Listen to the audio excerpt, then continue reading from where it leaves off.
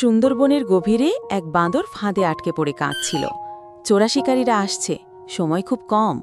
হঠাৎ আকাশে এক লাল নীল ঝলক, সুপারম্যান! সে চোখের পলকে ফাঁদ ভেঙে বাঁদরটিকে মুক্ত করে। শিকারীরা তাকে দেখে পালিয়ে যায়। বাঁদরটি ভয়ে কাঁপছিল।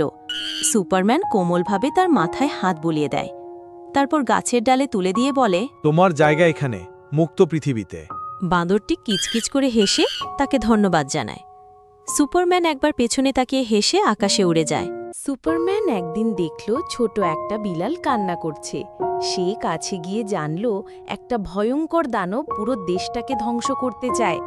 সুপারম্যান বিড়ালটিকে নিয়ে আকাশে উড়ে গেল। বিড়ালটিও গোপন শক্তি দেখালো। তার মধুর মিউ মিউ আওয়াজে দানব ঘুমিয়ে পড়ল। সুপারম্যান তখন দানবটিকে মহাকাশে নিয়ে গিয়ে দূরে ছুঁড়ে ফেলল। দেশের মানুষ খুশি হয়ে বিড়াল আর সুপারম্যানকে বীর হিসাবে সম্মান দিল।